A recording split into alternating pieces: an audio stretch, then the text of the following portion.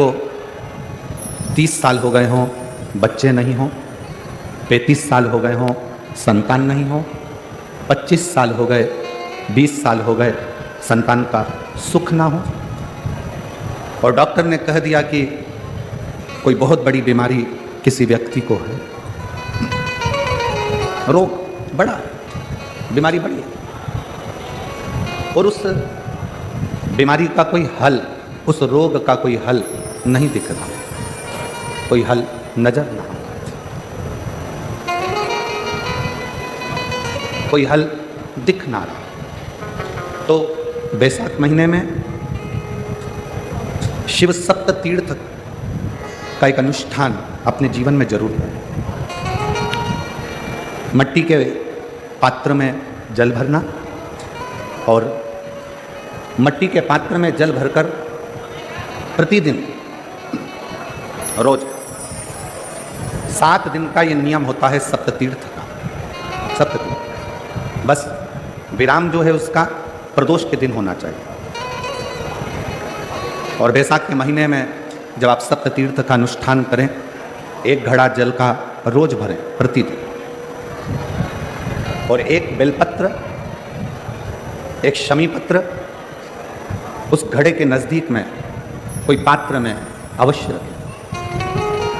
पात्र को, जो जल का घड़ा है, जल का पात्र है, उसको मट्टी के ही दीप से या कोई श्वेत वस्त्र जिसको मला गया हो, धोया गया हो, साफ हो, उस वस्त्र से ढक दें। एक दिन एक शिवालय में जाएं, शमी पत्र अशोक सुंदरी वाली जगह पर समर्पित करें। अशोक सुंदरी की जगह जानते हो ना आप लोग? अशोक सुंदरी की जगह पर शमी पत्र समर्पित करें।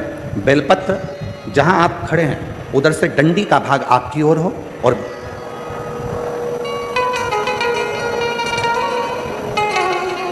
जहां आप खड़े हैं वहां डंडी का भाग आपकी ओर हो और बेलपत्र शिव जी को समर्पित करा जाए। फिर जो मट्टी के पात्र में जल है वो भगवान शंकर को अपनी कामना कर कर शिव जी को समर्पित कर दो। संतान के लिए कर रहे हो तो वहीं से जल को एक कटोरी में, एक पात्र में झेल लीजिए।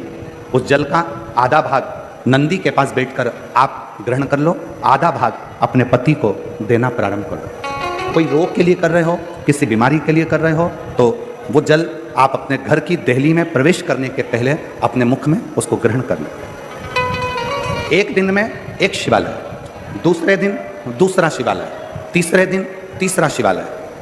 अगर अपने नगर में, अपने गांव में, अपने क्षेत्र में 7 शंकर के मंदिर नहीं हो, यदि अपने गांव में, अपने नगर में, अपने क्षेत्र में 7 शंकर के शिवालय नहीं हो, तो मिट्टी का शिवलिंग बनाकर उस पे चढ़ाओ, पर रोज एक शिवालय अलग होना चाहिए। प्रतिदिन प्रदोष के दिन जब आप इस सप्ततीर्थ का विराम करेंगे, उस समय पर जल, जब प्रदोष काल आए, प्रदोष काल का जब समय हो जल चढ़ाओ सुबह, और प्रदोष काल का जब समय हो उस जल का पान उस प्रदोष काल में कर लेना। प्रदोष को, जो प्रदोष काल में उस जल को शंकर का पंचाक्षर मंत्र नमः शिवाय, षडाक्षर मंत्र ओम नमः शिवाय या श्री शिवाय नमस्तुभ्यम बोलकर प्रदोष काल में उस जल का पान कर लें। बाबा को प्रार्थना करें, शिव से विनय करें। ये नियम केवल बैसाख के महीने में होता है, इसको बाकी के महीने में नहीं किया जाता है।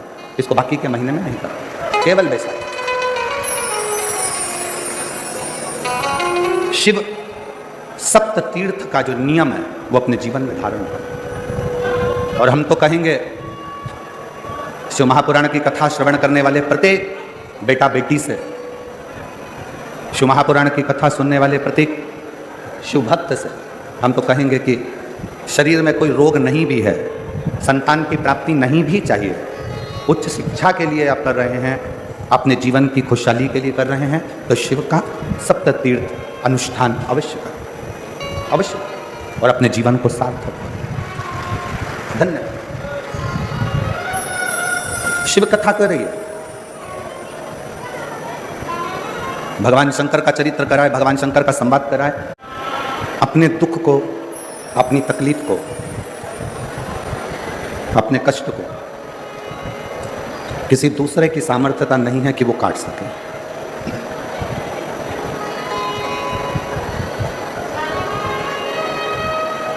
शिव महापुराण की कथा कहती है अपने दुख को, अपनी तकलीफ को, अपने कष्ट को केवल अपना किया गया नाम जाप, अपना किया गया मंत्र जाप, अपना किया गया भजन, अपना किया गया सत्कर्म,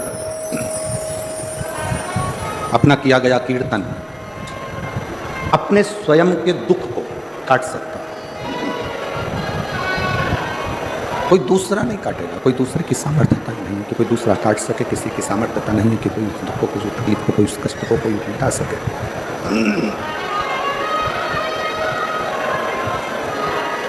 जब हम शंकर जी के मंदिर में एक लोटा जल लेकर बिना संकोच के, बिना दिखावे के, बिना आडंबर के,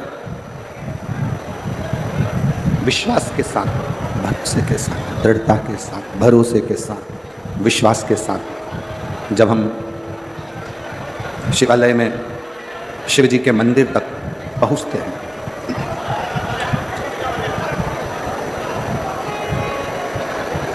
तब 33 कोटि देवता अपने अपने कार्य में लग जाते हैं। सब अपने अपने कर्म में, अपने अपने कार्य में सब देवता लग जाते हैं। कहते हैं 2 देवियों को भगवान विष्णु ने शंकर जी की सेवा के लिए सम्मुख में रखा है। पहले नंबर पर माता लक्ष्मी और दूसरे नंबर पर भाग्य देवी।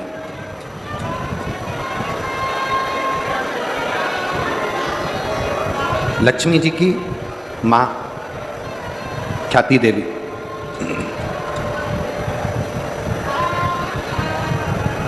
जब लक्ष्मी जी की माँ ख्याति देवी लक्ष्मी जी की शादी भगवान शंकर जी से करना चाहती थी,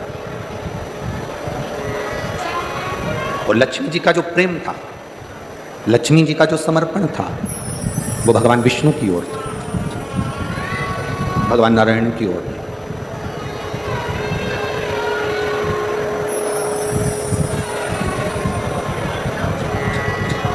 पर माता लक्ष्मी जी ने शिव जी की विनती कर, विनय करा, निवेदन करा, भगवान शंकर से कहा कि प्रभु, मैं भगवान विष्णु से स्नेह करती, उनसे प्रेम करती, उनके प्रति मेरा समर्पण है। ख्याति देवी, मेरी माँ माता ख्याति, आपके साथ में मेरा विवाह करना चाहती हूँ।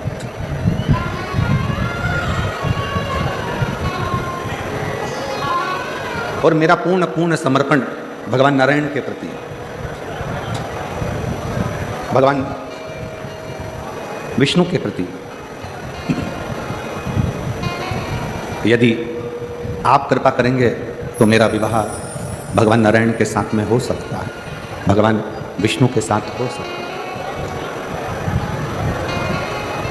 यदि आप करुणा करेंगे तो मैं भगवान विष्णु के साथ ब्याह जाऊंगी, मैं भगवान विष्णु के साथ विवाह होगा। शिव जी ने माता ख्याति प्रातः काल में जब पार्थिव शिवलिंग का पूजन कर रही थी,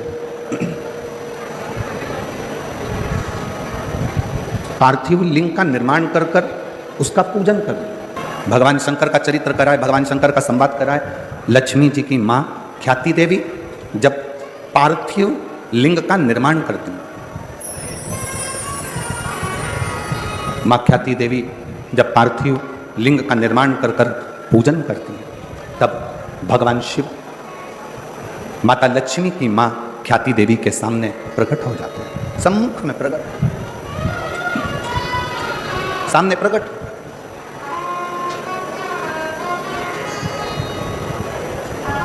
शिव को प्रकट करने के लिए या भगवान शंकर का वर प्राप्त करने के लिए या भगवान शंकर को प्राप्त करने के लिए, उनका आशीर्वाद लेने के लिए बहुत सारा आडंबर दिखावा शंकर को प्रिय नहीं।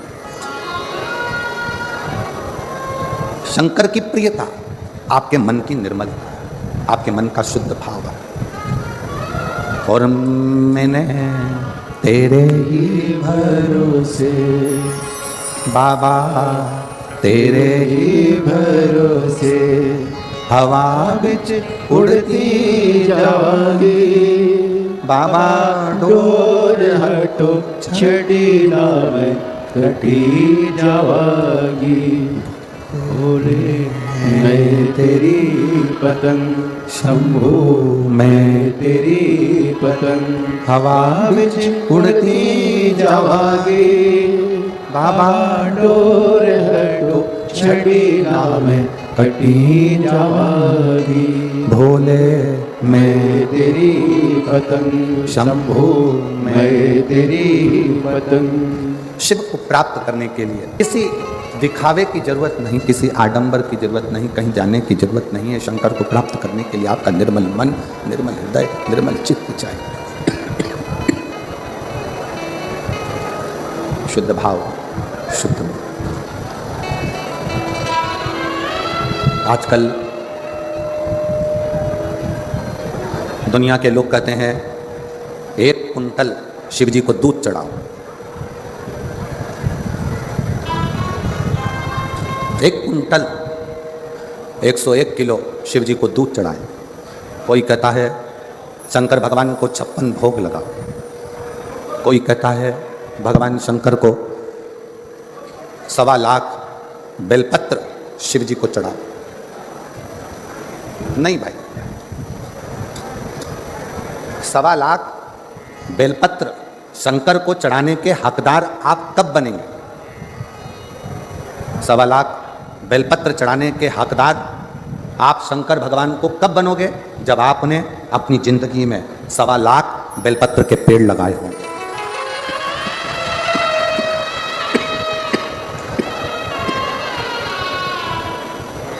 जब आपने अपने जीवन में 1.25 लाख बेलपत्र के वृक्ष लगाए, पेड़ लगाए।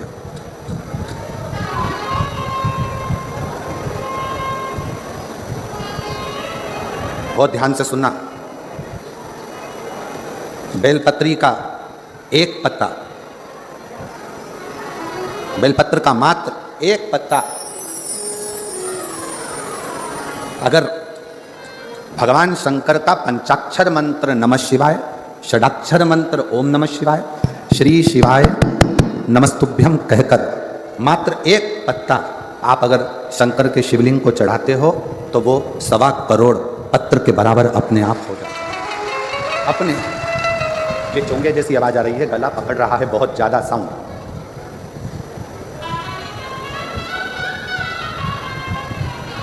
सवा करोड़ शिवलिंग के बराबर, 1.25 करोड़ शिव बेलपत्र के बराबर एक पत्र हो जाता है। एक पत्र। अब कोई तुमसे कह दे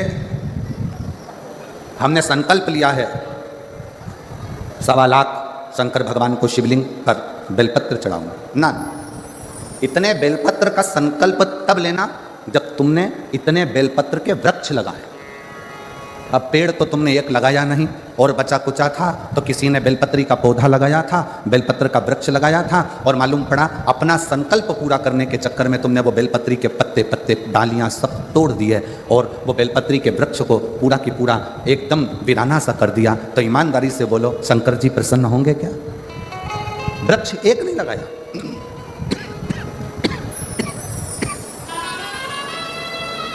बेलपत्री का पेड़ एक नहीं लगाया, और मालूम पड़ा अपना संकल्प पूरा करने के लिए, अपना लक्ष्य पूरा करने के लिए पूरा की पूरा वृक्ष, पूरा की पूरा पेड़, पूरा की पूरा वृक्ष आप लोगों ने वीराना कर दिया। तो वो मतलब का नहीं, वो मतलब का नहीं।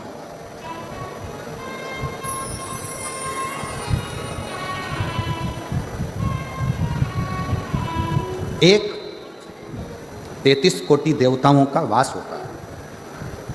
एक बेलपत्र के पत्र में, इनको भेजो यहाँ आवाज़ सुने, आके यहाँ की आवाज़ कहाँ है? साउंड वाले को बुलाओ यहाँ पर। एक बेलपत्र के पत्र के अंदर 33 कोटि देवताओं का वास होता है, 33 कोटि देवताओं। और जब आप और हम भगवान शंकर को एक बेलपत्र समर्पित करते हैं, जब आप और हम भगवान शंकर को एक बेलपत्र समर्पित करते हैं, तो यह मानकर चलना तुम एक देवता पर बेलपत्र नहीं चढ़ा रहे हो, 33 कोटि देवताओं की पूजन एक ही बेलपत्र से तुम पूर्ण कर रहे हो, पूर्ण कर।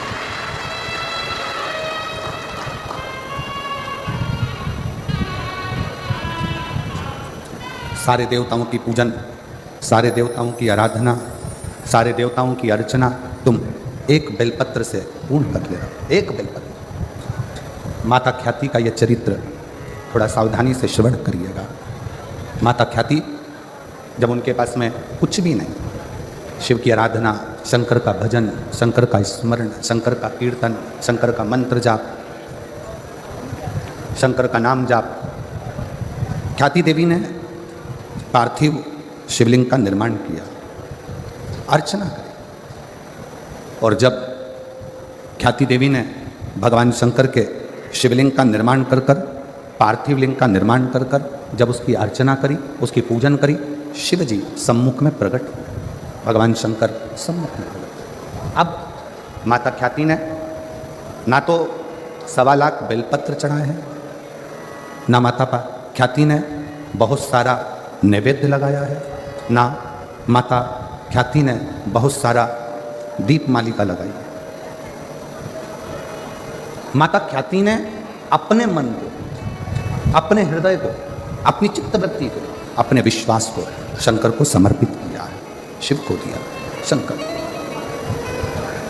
और मैंने तेरे ही भरोसे बाबा, तेरे ही भरोसे हवा कुछ उड़ती जावागे बाबा, तोर हटो छटीला में कटी जावागे। भोले मैं तेरी पतन, शंभो मैं तेरी पतन। शिव जी प्रकट हुए, कहा ख्याति क्या चाहती हो, तुम क्या चाहती हो? ख्याति देवी ने कहा बस प्रभु, मेरी बेटी लक्ष्मी का विवाह आपके साथ करना चाहती हूं। शंकर भगवान मुस्कुराए, मेरा शिव ओघड़दानी मुस्कुराए, और शंकर भगवान ने कहा ख्याति आज तुम मुझसे कुछ मांगो, उससे पहले आपसे मैं कुछ मांगना चाहता हूं। आज मैं आपसे कुछ मांगना चाहता हूं। शंकर भगवान ने जैसे ही कहा कि मैं ख्याति आपसे कुछ मांगना चाहता हूं, ख्याति प्रसन्न हो गई। जिस ओघड़दानी ने, जिस शंकर भगवान ने अपने ससुर हिमालय राज से कुछ नहीं मांगा, जिन शंकर भगवान ने अपने ससुर दक्ष प्रजापति से कुछ नहीं मांगा, जिन शंकर भगवान ने अपने नारायण से कुछ नहीं मांगा, जिन शंकर भगवान ने अपने देवताओं से कुछ नहीं मांगा, वो शंकर भगवान आज ख्याति से कुछ मांग रहे हैं। तो ख्याति देवी बड़ी प्रसन्न हो, बहुत प्रसन्न, बहुत प्रसन्न। मांगो ओघड़दानी, आज क्या मांगना चाहते हैं? कहा ख्याति बस इतना सा चाहिए, लक्ष्मी की शादी मेरे साथ नहीं, लक्ष्मी की शादी तो भगवान नारायण के साथ कर दीजिए, भगवान विष्णु के साथ।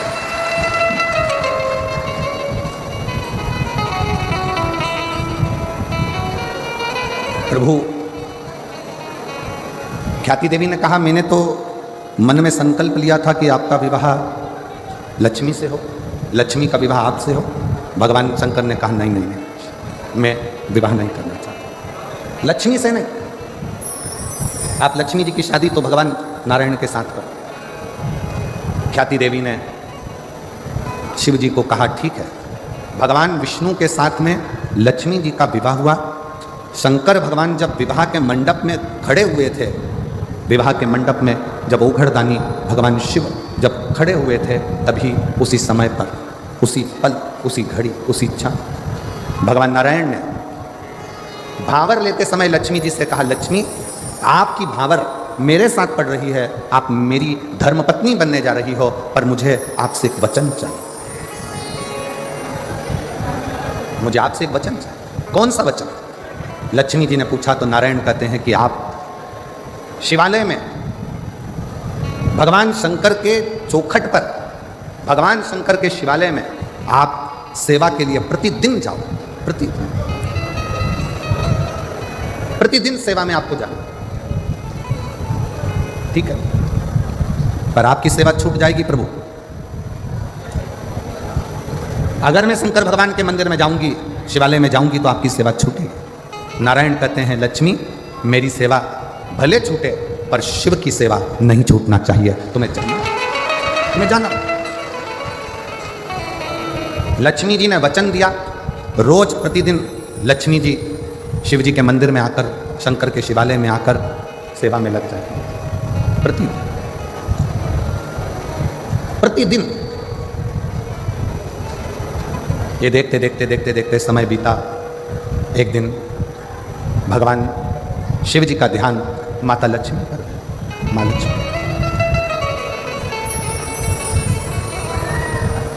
और शिव जी का ध्यान जब माता लक्ष्मी पर गया तो लक्ष्मी जी ने विनय कर पूछा, स्वामी की आज्ञा है, मैं आपकी सेवा में प्रतिदिन आऊंगा। स्वामी मेरे लिए सेवा क्या हो वो बता। क्या सेवा? शंकर भगवान ने कहा, लक्ष्मी तुम आती हो ना, तो तुम्हारे साथ में तुम्हारी एक सखी भाग्य देवी भी तुम्हारे साथ में आती है। इनसे कुछ नहीं होना, ये वाला ऐसी है, उसका लेयर ऐसे चलेगा, बालक चालू होता, इधर आएगा तो और आ जाएगा उसमें।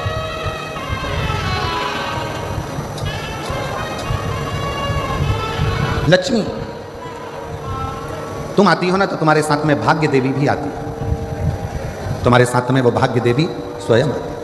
तो लक्ष्मी तुमसे और भाग्य देवी से मैं केवल इतना कहना चाहता हूं कि लक्ष्मी कोई जल का पात्र लेकर जब मेरे मंदिर में आएगा, कोई जल का पात्र लेकर जब मेरे शिवालय में आएगा, जल चढ़ाएगा, उसका पात्र खाली हो जाएगा, दुनिया की दृष्टि में लगेगा कि ये जल का लोटा, ये जल का पात्र खाली हो गया। पर लक्ष्मी मेरा निवेदन है, वो जल का पात्र भले खाली हो, पर जो चढ़ाकर जल जाएगा उसके पात्र में तुम्हें बैठकर उसके दरवाजे तक जाना।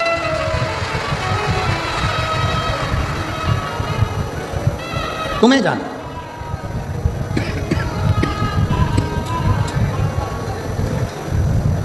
और भाग्य देवी हाथ जोड़कर कहती है कि मेरे लिए क्या किया, मेरे लिए क्या किया। शंकर भगवान ने कहा, भाग्य देवी तुम मेरी चौखट पर रहोगी, मेरे दरवाजे की चौखट पर भाग्य देवी विराजमान रहेगी। जो मेरे शिवालय तक आएगा उसके भाग्य को बदलने की जवाबदारी तुम्हारी रहेगी, उसका भाग्य तुम। संकल्प लो, मना नहीं, पर ऐसा संकल्प मत लेना जिस संकल्प से देवता को भी दुख।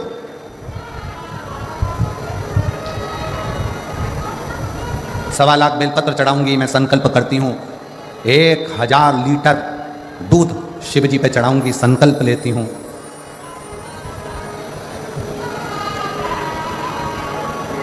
सवा लाख समीपत्र शंकर को चढ़ाऊंगी, संकल्प लेती हूं। ऐसा संकल्प ना लीजिए। कभी कभी संकल्प के चक्कर में देवता भी फंस जाते हैं, और संकल्प के चक्कर में फंसते हैं तो शंकर जी को आकर फिर उन देवताओं में संधि कराना पड़ती है। एक प्रसंग शिव महापुराण का है।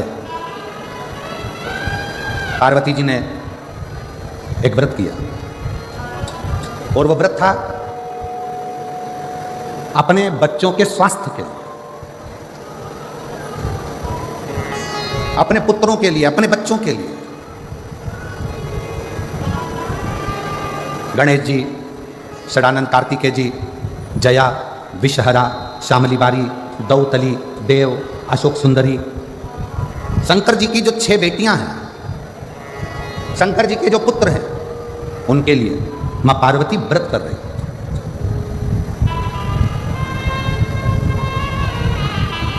माता पार्वती ने व्रत किया, और पार्वती जी ने व्रत करा, और व्रत का उद्यापन माता पार्वती जी करने के लिए बैठी तो भगवान विष्णु और नारद जी वहां से निकल कर जा रहे थे। आज पहली बार भगवान नारायण के साथ में नारद जी निकल कर जा रहे थे। कूर्म पुराण का यह चरित्र बड़ा सुंदर है।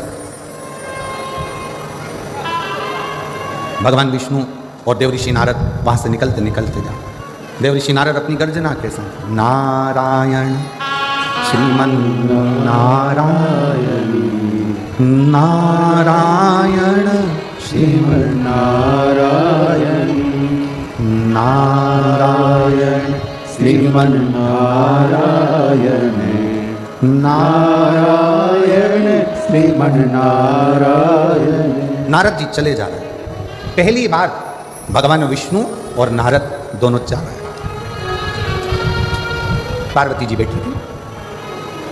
संकल्प था व्रत पूर्ण होने पर उद्यापन करना। आप उद्यापन कराने के लिए किससे भी नहीं करे पार्वती? उद्यापन के लिए निवेदन किससे करे पार्वती? पार्वती जी ने भगवान विष्णु को आते हुए देखा, देव ऋषि नारद को आते हुए देखा, तो पार्वती जी ने हाथ जोड़कर भगवान नारायण और नारद जी का आदर कर कर कहा, मुझे उद्यापन करना है।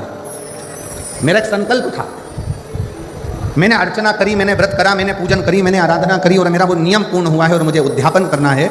उद्यापन के लिए मैं किसको बुलाऊं? कौन मेरे इस उद्यापन को कराएगा? कौन मेरे उद्यापन को पूर्ण करेगा? कौन कराएगा? देव ऋषि नारद बड़े प्रसन्नता में कहने लगे, मां सनत कुमार जी को बुलाइए और सनत कुमार आपके इस उद्यापन को करा देंगे। सनत कुमार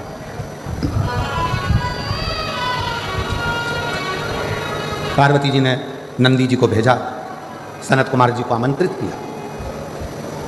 सनत कुमार उद्यापन कराना है, वो भी देवाधिदेव महादेव के यहाँ, पार्वती जी के यहाँ। जगतजननी जगदम्बा माता पार्वती और शंकर भगवान मेरे यजमान बनेंगे। बड़ी प्रसन्नता हुई। सनत कुमारों ने विचार करा, चलो उद्यापन की तैयारी करो। पहुंच गए सनत कुमार। पार्वती जी ने हाथ जोड़कर विनय कर कर कहा सनत कुमारों से कि हमारा व्रत पूर्ण हुआ है, संकल्प पूर्ण हुआ है और आप अब यहाँ हमारा उद्यापन करा दो। सनत कुमार ने कहा, उद्यापन तो मैं करा दूंगा, पर दक्षिणा क्या दो?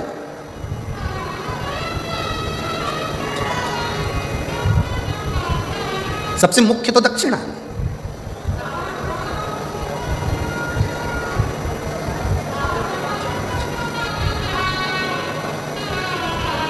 आप दक्षिणा क्या दोगी मुझको? पार्वती जी ने कहा, सनत कुमार जी जो आपको अच्छा लगेगा हम दक्षिणा में वो दे देंगे। आपको जो अच्छा लगे वो दक्षिणा में दे दिया जाए। सनत कुमार ने कहा, मां पहले संकल्प करना पड़ेगा कि जो दक्षिणा में मांगूंगा वो तुम्हें देना पड़ेगा। पार्वती जी ने संकल्प दे दिया कि तुम जो दक्षिणा में मांगोगे मैं वो दे दूंगी। अब अनुष्ठान पूरा हुआ, उद्यापन पूरा हुआ। उद्यापन पूरा होने के समय पर पार्वती जी ने जो संकल्प दिया था, इसलिए बहुत सोच समझकर विचार करना। शिव जी के मंदिर में जाओ, ऐसा कोई संकल्प मत करो कि मैं 1.25 लाख बेलपत्र चढ़ाऊंगी, मैं 1000 लीटर दूध चढ़ाऊंगी। शिव महापुराण में यह कुछ नहीं लिखा कि 1.25 लाख बेलपत्र दिया जाए कि 1000 लीटर दूध शिव जी को दिया जाए। शिव महापुराण की कथा तो कहती है, देसी वेद लक्षणा अगर कोई गौ माता है, उस गौ माता का 1 चम्मच दूध, 1 चम्मच भी जाने दो, 2 बूंद अगर वेद लक्षणा देसी गाय का मिल जाए तो वो 2 बूंद दूध भी अगर शंकर को चढ़ाओगे तो शंकर स्वीकार कर कर तुम्हारी झोली भर देगा।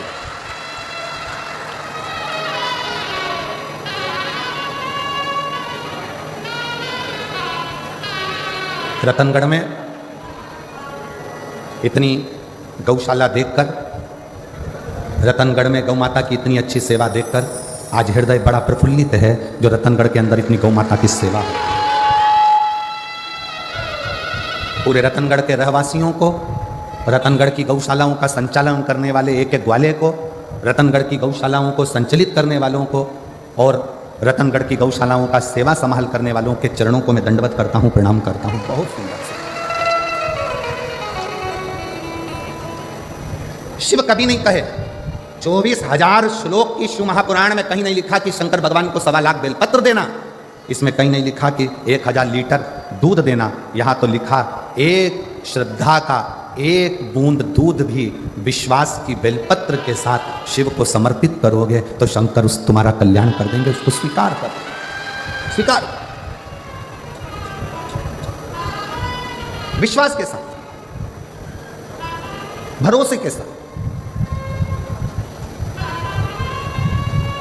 आपका भरोसा श्रेष्ठ होगा तो शिव मिलेगा। संकल्प ऐसा ना करा जाए जिस संकल्प में भगवान तुमसे दूर हो जाए। पुण्य करने के चक्कर में पाप मत कर बैठो। पुण्य करने जा रहे हो और मालूम पड़ा पाप कर्म कर बैठे तो वो पुण्य की कोई परिभाषा नहीं, कोई परिभाषा नहीं। भागवत जी होती है तो उसमें प्रसाद का वितरण होता है, राम कथा होती है तो उसमें प्रसाद का वितरण होता है। गीता जी होती है तो उसमें प्रसाद का वितरण होता है, हनुमान जी का कार्यक्रम होगा, भजन संध्या हुई तो उसमें भी प्रसाद का वितरण होता है। पर शिव महापुराण में कथा होने के बाद प्रसाद का वितरण भी नहीं होता, प्रसाद का वितरण भी नहीं होता। क्यों? पुण्य करते करते कहीं हम पाप कर्म ना कर बैठे। प्रसाद कहां बंटता है?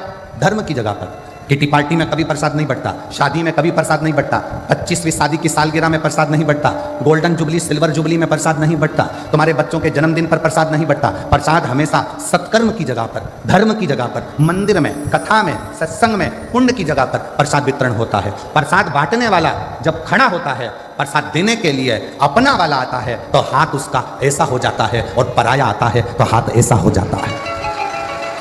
पुण्य की जगह पर खड़े होकर भी वो प्रसाद बांटने खड़ा है, प्रसाद देने वाले का प्रसाद है, मंदिर का प्रसाद है, पर अपना बेटा आया तो हाथ ऐसा हो गया, अपनी पत्नी आई तो हाथ ऐसा हो गया, अपना वाला आया तो हाथ ऐसा हो गया, और दूसरा आया तो थोड़ा सा चल चल, और अपनी पत्नी आई तो तुरंत उसको ज्यादा से ज्यादा दे दिया, बच्चे को ज्यादा से ज्यादा दे दिया। धर्म की जगह पर खड़े होकर भी अगर तुम अपना और पराये का भेद करोगे तो नरक चले जाओगे। इसलिए शिव महापुराण में प्रसाद वितरण नहीं होता, क्योंकि शंकर यहाँ 24 घंटे रहता है। जितने दिन तक शिव महापुराण की कथा जिस पंडाल में होती है, जितने दिन तक शिव महापुराण की कथा पंडाल के अंदर विराजमान होती है, शंकर जी ने तुमरुका जी को वचन दिया है कि तुमरुका चंचुला के पति को मोक्ष देकर, चंचुला जैसी बेधव्य स्त्री को, विधवा नारी को भी अखंड सौभाग्य देकर मैं आज वचन देता हूं कि जिस जगह पर शिव महापुराण की पोथी रखी होगी उस जगह पर मैं कैलाश और काशी छोड़कर 7 दिन वहीं पर निवास करूंगा। मेरा वहां निवास है। अब शिव जी का यहाँ निवास है और शंकर के दरवाजे पर प्रसाद वितरण हो, किसी को ज़्यादा किसी को कम दे दिया, शंकर की दृष्टि में आ गया तो भोगना जीव को पड़े। इसलिए शिव महापुराण में प्रसाद वितरण की मूलता नहीं है। शिव महापुराण का सबसे बड़ा प्रसाद है श्री शिवाय नमः। हम आप भी जपो, दूसरे को भी जपो, आप भी भजो, दूसरे को भी भजो। संकल्प ऐसा ना लो जिस संकल्प में दुख खड़ा हो। 2 बूंद देसी गाय का अगर वेद लक्षणा गाय का दूध है वो शिव को स्वीकार, केमिकल का दूध शंकर को स्वीकार नहीं, शंकर को स्वीकार।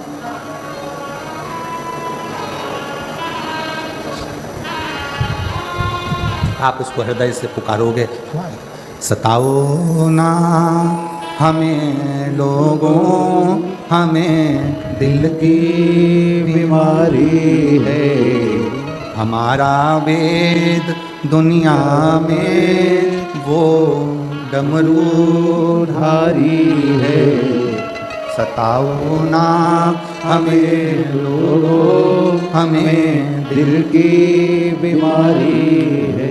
शिव को बिना आडंबर के, बिना दिखावे के शंकर को कुछ दोगे, शिव स्वीकार करो, शिव स्वीकार करो। शिव ने उसको स्वीकार किया। एक पत्र है, अच्छा है,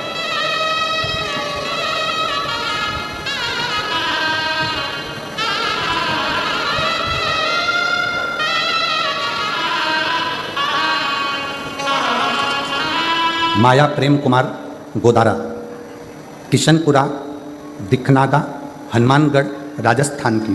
LED पर पत्र पढ़ सकते हैं। मेरा मोबाइल नंबर ये है।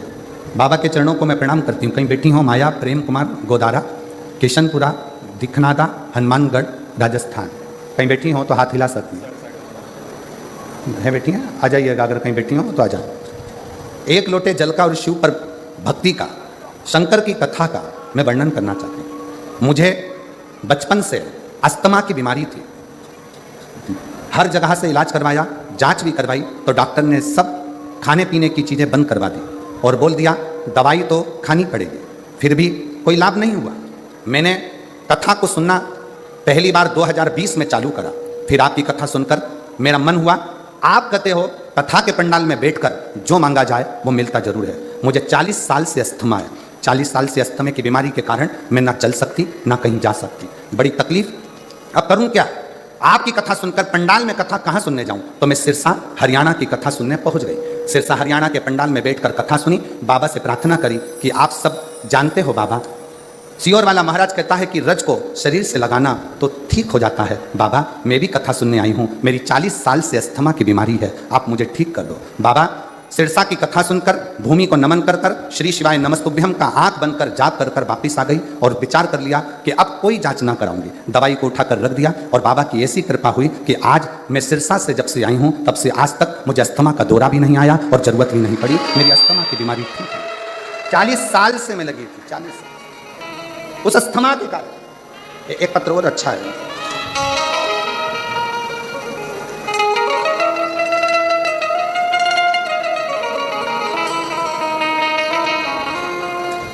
मेरा नाम राजेश कुमार शर्मा, गांव का नाम ठुकरिया सर, तहसील श्री डूंगरगढ़, जिला बीकानेर की निवासी हूँ। कहीं बैठी हों तो हाथ हिला सकती हैं। मेरा नाम राजेश कुमार शर्मा, गांव का नाम ठुकरिया सर, तहसील डूंगरगढ़, जिला बीकानेर की निवासी हूँ। मेरा मोबाइल नंबर ये है। कहीं बैठी हों या कहीं बैठे हों तो हाथ हिला सकते हैं। राजेश कुमार शर्मा, अगर कहीं बैठे हों तो हाथ हिला सकते हैं और आ सकते हैं एक बेलपत्र लेने के लिए। सबसे पहले मैं लाहौटी जी को धन्यवाद देती हूँ जिन्होंने इस कथा का आयोजन हमारे रतनगढ़ में कराकर हमको कृतार्थ किया। आयोजक समिति को भी धन्यवाद देती हूँ जो इस कथा को करवाए। गुरुजी, एक लोटे जल का मैं क्या वर्णन करूँ। मेरे गले में एक गठान हो गई थी।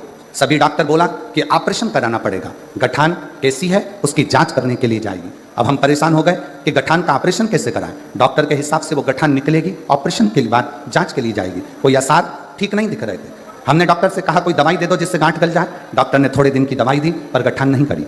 फिर वापस दिखाने के लिए गए, तब भी हमारी गांठ बढ़ चुकी थी, कम नहीं हुई। तब मेरी माता जी आपकी शिव भक्त हैं, कथा सुनती हैं, उन्होंने कहा कि बेटा शिव मंदिर में जल चढ़ाना प्रारंभ कर और महाराज कथा कहता है आसन लगाकर सुन और बन सके तो एक बार कथा के पंडाल में पहुंच जा और कथा को पूर्ण श्रवण कर। बाबा का मैं भजन कर गठान बढ़ती जा रही थी और भोले बाबा पर भरोसा कर कर मैं गुजरात की कथा में पहुंच गया। मैं सूरत गुजरात में गया और वहां जाकर कथा का रसतत्व मैंने श्रवण किया। वहां की माटी को अपने गले में लगाकर बाबा को प्रणाम कर कर आ गया। पुनः दूसरी बार डॉक्टर के पास जाकर जांच कराई तो मेरे गले की गठान पूरी गल चुकी थी। मैं बाबा को यहाँ प्रणाम करने के लिए, मैं शिव को नमन करने के लिए, कहीं बैठे हों तो एक बेलपत्र लेने के लिए आ सकते हैं। शिव भक्ति का फल क्या है? कोई ऐसा संकल्प अपनी जिंदगी में मत लो जिस संकल्प को आप पूरा कर नहीं सकते। कोई ऐसा संकल्प ना लो, बस उसको निर्मल मन से, हृदय से शिव को पुकारें। और जब हम उसको निर्मल मन से पुकारेंगे तो वो श्रवण करेगा, सुनेगा, उसको कहाँ नहीं है शिव सर्वस्व। रतनगढ़ वाले ये सोचें कि यह कथा का पंडाल है, आपकी बुद्धि से निकाल देना कि यह कथा का पंडाल है। 7 दिन मेरे शंकर भगवान ने वचन दिया है तुमरुका जी को। जब एक विधवा, एक बेधव्य चंचुला देवी को जब अखंड सौभाग्य दे रहे थे ईश्वर जी गोरा जी बनकर, जब चंचुला के अखंड सुहाग कर रहे थे, तब मेरे शंकर भगवान ने वचन दे दिया था ये शिव पुराण की पोथी जहाँ रखी होगी वहाँ मैं स्वयं काशी और कैलाश छोड़कर विराजमान रहूँगा।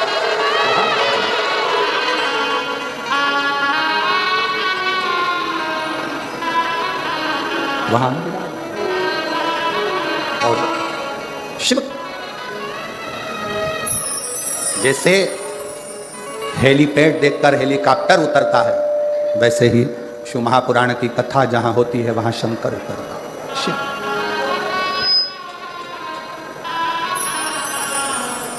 तो शिव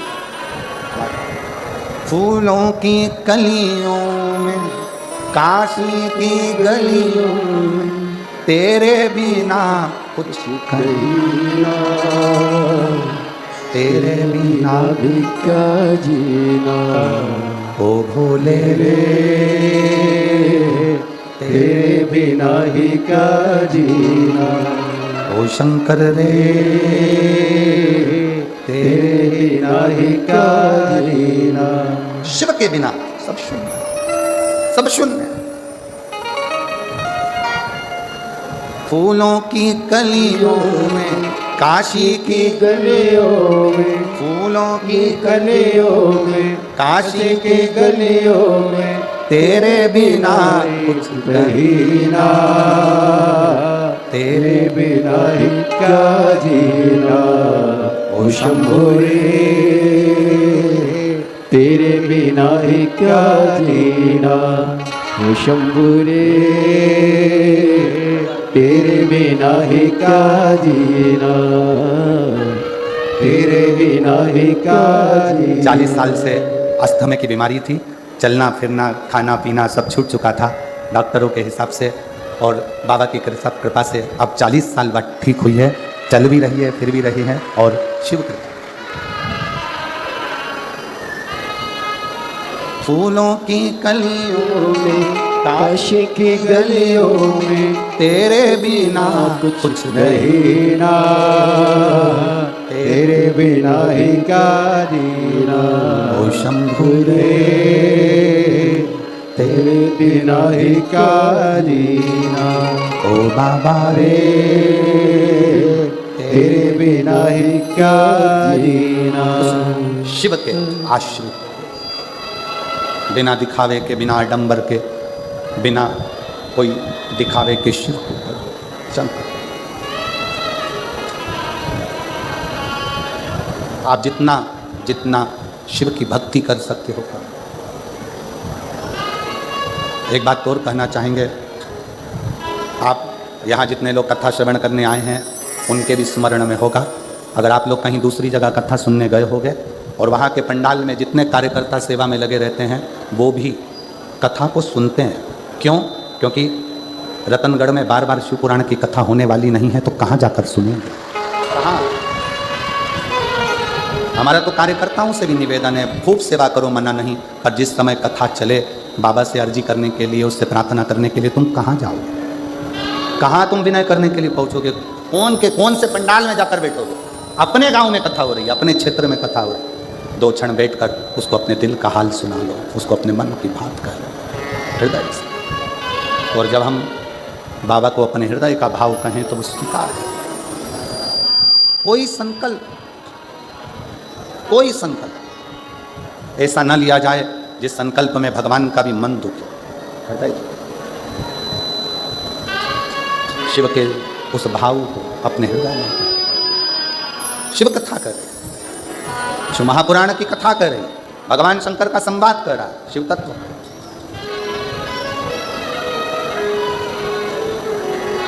पार्वती जी हाथ जोड़कर सनत कुमारों से कह रहे, मैं वचन देती हूं कि आपको जो दक्षिणा मांगोगे मैं आपको दूंगी, जो दक्षिणा मांगोगे।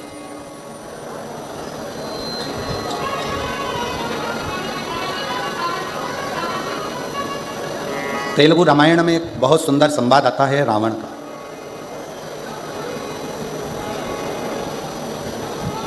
तेलुगु रामायण के अंतर्गत एक संवाद रावण का आता है कि रावण जब दशरथ जी जब वन में विचरण कर रहे थे और एक बाण छोड़ा गया था जो हिरण के लिए छोड़ा गया था, शब्द भेदी, और वो किसको लग गया था? जम के बोलो जरा। श्रवण कुमार, वो बाण लग गया।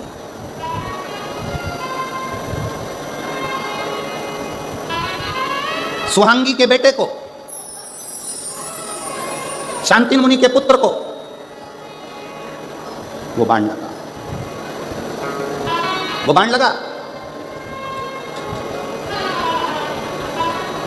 जनक जी को वो स्मरण में था कि दशरथ जी के हाथ से श्रवण कुमार मरे, श्रवण कुमार को बाण लगा, वो जनक जी के स्मरण में।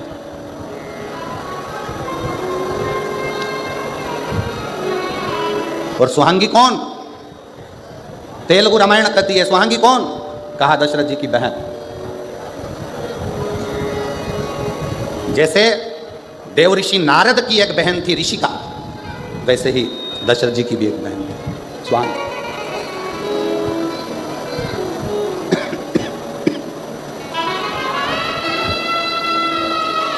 जैसे देव ऋषि नारद जी का एक भांजा था, देव ऋषि नारद जी का भी एक भांजा था पर्वत मुनि, उसी तरह यदि देखा जाए तो सुहांगी का पुत्र श्रवण कुमार भी दशरथ जी का ही भांजा था। जनक जी के स्मरण में यह बात थी कि दशरथ जी के हाथ से श्रवण कुमार के प्राण छूटे। श्रवण कुमार, जानकी जी जिस दिन से अयोध्या में आई तो उन्होंने प्रसाद ना पाया। पूछा क्या बात है, भोजन नहीं कर रही हो? कहा मैं कैसे भोजन करूं, यहाँ तो दोष लगा है भांजे की हत्या। दोष मिटे कैसे? कैसे? विश्वामित्र बाबा ने कहा 10,000 ब्राह्मण को एक जगह पर बिठाकर भोजन कराओ, दोष मिटेगा। जानकी जी ने सुन रखा था अपने पिता जनक जी से कि दोष को मिटाने के लिए कोई ऐसा ब्राह्मण घर में आकर भोजन करे जिसने कभी किसी यजमान के घर में भोजन ना किया हो। ऐसा ब्राह्मण आज भी हमारे मध्य प्रदेश में नियम है, मारवाड़ का राजस्थान का नहीं मालूम, पर हमारे यहाँ ब्राह्मण देवता अगर भोजन करने के लिए बुलाए जाते हैं तो उनसे कह दिया जाता है महाराज जी तुम 2-4 घर में जिम के मत आना, हमारे घर में आकर जिमना, तुम 2-4 जगह भोजन कर कर आ जाओगे, फिर हमारे यहाँ कुछ नहीं खाओगे तो हमें पुण्य कैसे मिलेगा? श्राद्ध का समय है, आप यहाँ भी चले गए, वहाँ भी चले गए, वहाँ भी चले गए, और हमारे घर में आप आए तो आपने कुछ मुँह झूठा करा, कुछ भी ना खाया, तो हमको तो कोई पुण्य मिला नहीं। सीता जी ने कहा कोई ऐसा ब्राह्मण जिसने किसी यजमान के घर में अपना मुख झूठा ना करा, जिसका निमंत्रण कभी किसी ने ना करा, उसको बुलाया जाए। ऐसा ब्राह्मण कहाँ मिलेगा? तब किसी ने कहा ऐसा ब्राह्मण तो केवल एक ही है, और वो लंका का राजा रावण है। असुर है, राक्षस है, प्रवृत्ति राक्षस की है, पर हे ब्राह्मण, और उसको किसी ने भोजन करने नहीं बुलाया क्योंकि उसकी प्रवृत्ति राक्षस की है। ऐसे राक्षस को कौन अपने घर भोजन करने बुलाएगा? पाती लिखी गई, दशरथ जी के घर से रावण के यहाँ गई, मंदोदरी के हाथ में पत्र आया, मंदोदरी ने पत्र पढ़ा तो अपने पति के हाथ जोड़कर निवेदन करा कि आप ब्राह्मण कुल में जन्मे हो, परंतु आपने ब्राह्मण कर्म कभी नहीं किया। रावण कहता है मैं शंकर जी की पूजन करता हूँ, ये ब्राह्मण कर्म नहीं तो और क्या है? मैं कंधे पर जनेऊ धारण करता हूँ, ब्राह्मण कर्म नहीं तो और क्या है? मैं मस्तक पर त्रिपुंड धारण करता हूँ, ये ब्राह्मण कर्म नहीं तो और क्या है? मंदोदरी कहती है ये ब्राह्मण कर्म अलग बात है, ब्राह्मण का मूल कर्म है जजमान के यहाँ भोजन करने जाए और दक्षिणा लेकर आए। आप कहाँ भोजन करने गए? रावण कहता है मेरे जैसे दशानंद को कौन भोजन कराएगा, किसको अपने भंडारे खाली करवाना है, जो मुझे बुलाएगा। मंदोदरी ने कहा अयोध्या के राजा दशरथ जी ने भोजन करने बुलाया है, जाओगे? रावण खुश होकर बोला मुझे? हाँ। रावण ने अपने मस्तक का मुकुट नीचे रख दिया और मुकुट उतारकर रावण दशरथ जी के यहाँ चला, क्योंकि रावण को मालूम था कि जिसके दरवाजे पर जा रहा हूं उन राम के दरवाजे पर जाने के लिए अहंकार के मुकुट को जमीन पर रखना पड़ेगा। अहंकार का मुकुट जब जमीन पर जाएगा तब मुझे राम मिल पाएंगे। रावण पहुंचे, दशरथ जी ने चरण धुलाए, भीतर प्रवेश कराया। आइए मानो भोजन करने बैठे। रावण से पूछा कि आप ब्राह्मण क्या भोजन करोगे, क्या बनाया जाए? रावण ने कहा जिसके कारण मैं भोजन करने आया हूं, भोजन वो बनाकर खिलाएगी तो मैं भोजन करूंगा। सीता भोजन नहीं कर रही थी और उसके कारण भोजन करने आए। सीता ने नियम लिया था जब तक कोई ब्राह्मण भोजन ना करे तब तक मैं भोजन ना करूं। सीता जी को बुलाया गया। रावण ने पूछा, सीता जी ने पूछा ब्राह्मण देवता बताओ भोजन क्या बनाया जाए? रावण कहते हैं सीता जी से भोजन तो मैं कर लूंगा, पर मेरी एक शर्त। क्या? जो भोजन करने के बाद दक्षिणा मांगूंगा वो तुम्हें देना पड़ेगा। जानकी जी ने कहा ठीक है, जो दक्षिणा मांगोगे मैं दूंगी, आप भोजन करें। ब्राह्मण भोजन करे। दक्षिणा देने की बारी आई तो दशरथ जी ने दक्षिणा देना चाहा, मना कर दिया, जानकी जी को बुलाया जाए। सीता जी सामने खड़ी थी रावण के, मांगो दक्षिणा में क्या चाहिए? रावण कहता है जानकी फिर विचार कर लीजिए, दक्षिणा में जो मांगूंगा वो देना पड़ेगा। देवता ऊपर से घबरा रहे थे, कहीं ये सीता जी की सुंदरता देखकर सीता जी को ना मांग ले। भगवान नारायण स्वयं शिव जी से कहते हैं तुम्हारा भगत भोजन करने आया है, कुछ आड़ा टेढ़ा नहीं मांग ले। सीता जी ने सामने खड़े होकर, शंकर भगवान ऊपर से मुस्कुरा रहे थे कि मेरा भक्त है, भोजन करने के समय पर ऐसा कुछ नहीं मांगेगा, चिंता मत करो। रावण कहता है जानकी जी वचन तो दे दो, जो मांगूंगा दे दोगी? हाँ वचन देती हूँ, मांगिए क्या चाहिए? रावण ने कहा जानकी जी दक्षिणा में मुझे मेरी मुक्ति चाहिए, मुझे दक्षिणा में मेरी मुक्ति दे दीजिए मुझे। सीता जी की आंख से जल झलक गया। जानकी जी ने मन में विचार करा मुक्ति देने वाली मैं नहीं, मुक्ति देने वाले तो राम हैं, मैं मुक्ति कैसे दे सकती हूँ? सीता जी ने कहा मैं अच्छे कुल की बहू हूं, पति से बिना पूछे कुछ नहीं दे सकती, पहले पति से पूछूंगी फिर दूंगी। पूछिए। सीता जी दौड़कर राम जी के पास गई। रावण दक्षिणा में मुक्ति मांग रहा है। सीता जी के शब्द सुने तो राम जी ने कहा दे दो उसको मुक्ति दक्षिणा में। सीता जी कहती हैं नाथ आपने तुरंत कह दिया कि दक्षिणा में मुक्ति दे दो। आपको मालूम है रावण को मुक्ति देने के लिए लंका में भक्ति को जाना पड़ेगा, और जब तक लंका में भक्ति नहीं जाएगी तब तक रावण को भी मुक्ति नहीं मिलता। राम जी कहते हैं सीता मैं रावण की लंका में भक्ति भेज दूंगा। सीता जी कहती हैं कैसे कह दिया आपने कि भक्ति भेज दूंगा? आपकी ये धर्म पत्नी सीता भक्ति का एक प्रतिबिंब है। जब तक सीता लंका नहीं जाएगी तब तक रावण को मुक्ति नहीं मिल पाएगी। राम जी कहते हैं सीता मैं तुझे लंका भेज दूंगा, और जो सीता जी लंका में गईं, रावण के हृदय में भक्ति का संचार हुआ, रावण को स्वप्न में भी राम दिखने लगे, तब राम जी ने जाकर रावण को मुक्त कर दिया। ये मुक्ति की कथा है, ये मुक्ति की कथा। संकल्प लो और विचार कर कर, संकल्प लो और विचार नहीं होकर।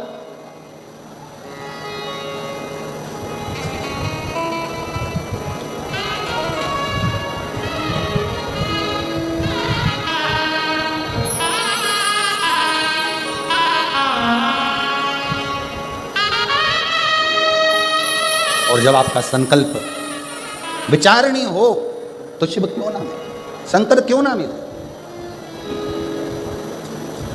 ये इसीलिए कहा है, शिव के सिवा कहीं दिल ना लगाना, शिव के सिवा कहीं दिल ना लगाना, वरना पड़ेगा तुझे आंसू बहाना, वरना पड़ेगा तुझे आंसू बहाना। शंकर हो गए।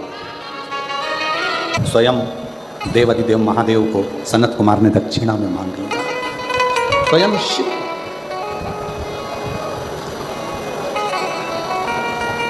स्वयं शंकर भगवान को दक्षिणा में मांग लिया सनत कुमार। पार्वती जी चक्कर खाकर भूमि पर गिर गई। ये मांगा भी तो क्या मांगा, देवताओं ने समझाया। पार्वती जी को बहुत उपदेश दिया। आपने कहा था सनत कुमार को मांगने के लिए कि मांग लो, उन्होंने मांग लिया। अब आप शिव को दो। पार्वती जी बोली कि मैं शंकर भगवान को कैसे दे सकता, मैं भगवान शंकर को कैसे दूं, शिव को नहीं दे सकती। भगवान विष्णु आए और भगवान नारायण ने आकर पार्वती जी को समझाया कि माँ आपको शिव जी को देना ही पड़ेगा, शंकर भगवान को देना। संकल्प यदि पूरा नहीं होगा तो देवताओं पर भी आन बनती है, और जो आपने नियम लिया है वो नियम भी आपका पूर्ण नहीं है, इसलिए आपको देना। 1.25 लाख बेलपत्र का कोई संकल्प ना लीजिए, बहुत ऊंचा ऊंचा संकल्प ऐसा ना लो जिस संकल्प से आपका और हमारा भी हृदय दुखे। संकल्प ऐसा लो कि मैं रोज अपने घर के नज़दीक में जो शंकर का मंदिर होगा वहाँ 1 लोटा जल चढ़ाने रोज जाऊंगी, ये मेरे भीतर का संकल्प। शिव कुमार और भगवान शंकर देने के लिए भगवान नारायण, भगवान ब्रह्मा स्वयं आए और आकर कहा कि आप शिव को दे दीजिए सनत कुमार, दे दो। ये सनत कुमार को दे दिया गया।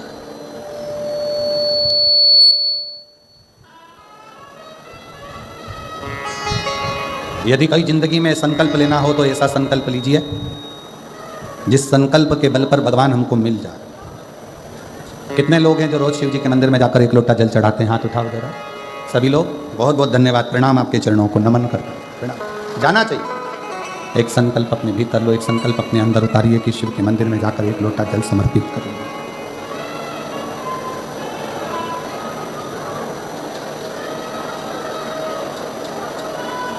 शिव जी को दे दिया सनत कुमार को। खूब रोई माँ पार्वती, खूब बिलखी, नेत्र में जल था, आंख में आंसू भरे हुए थे, रो रही थी। सबने समझाया, कहा आप शिव जी को दे दो, वापिस भगवान शंकर को सनत कुमार जी को कुछ देकर पुनः ले लेना। चोंगे जैसी आवाज आ रही है, उसको सेट तो करो। शिव को पुनः वापिस ले लीजिएगा। सनत कुमार जी को शंकर भगवान दे दिए गए, बाबा भोलेनाथ दे दिए। अब शंकर भगवान को लेके सनत कुमार जी एक वीराने में बैठ गए। जरा ध्यान देना, सनत कुमार जी जैसी चतुरता जिंदगी में रखना। मांगा भी पूजन की दक्षिणा में अगर कुछ मांगा तो स्वयं शंकर को ही मांग लिया कि मुझे शिव, मुझे शिव।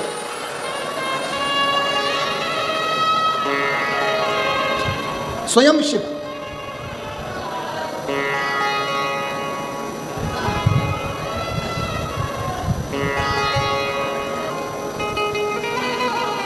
सनत कुमार ले गए, वीराने में बैठ गए। एक अभी तक सनत कुमार कथा कहते थे, सत्संग कराते थे, तो सनत कुमार ऊपर सिंहासन पर बैठते थे और नीचे श्रोता बैठते थे। आज सनत कुमार को ऐसे वक्ता मिले हैं, स्वयं देव अधिदेव महादेव स्वयं शंकर मिले हैं, तो सनत कुमार नीचे बैठे हैं और शंकर भगवान एक शिला पर बैठकर सनत कुमार को ज्ञानोपदेश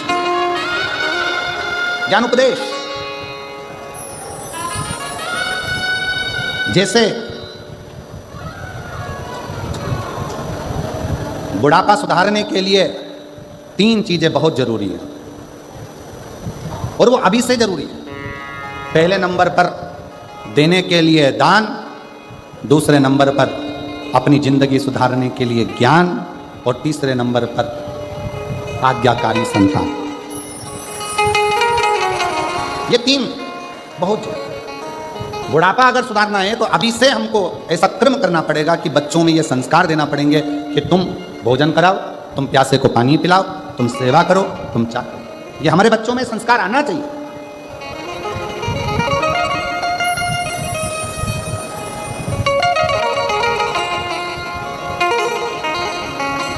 आजकल एक नया ट्रैक लगा लिया लोगों ने, एक नया ट्रैक चालू कर दिया कि कहीं भंडारे में भोजन मत करो।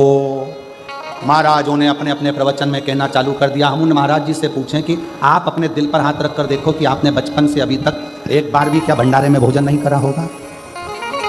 प्रवचन देने से पहले अपने ऊपर भी अमल किया। शिव महापुराण की कथा तो जाने दो, महाभारत का चरित्र कथा है कि पांडवों ने यज्ञ की रचना करी और उस यज्ञ में घंटा लगाया और घंटा बजा नहीं, तो पूछा ये घंटा क्यों नहीं बजता? ये घंटा क्यों नहीं बजता? ब्राह्मणों ने कहा भंडारे के भोजन में कोई भूखा रह गया है, इसलिए ये घंटा नहीं बजा। पता करो कि भंडारे के भोजन में कौन भूखा रहा।